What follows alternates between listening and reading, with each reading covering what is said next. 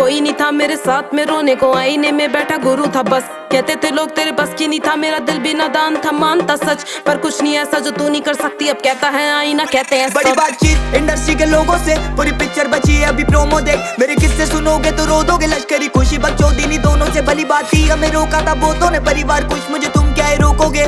बिस्तर बना देंगे नोटों के अगर मेहनत को पैसों से तोलोगे। संगीत को सब किया समर्पित, लिखे दिल से गाने मेरे अमर गीत। बिगी पाक को सुन गया सफर बीत, मेरी बातें है रोनो मुकलर ग्रीट। मेरी माँ से पूछना मेरे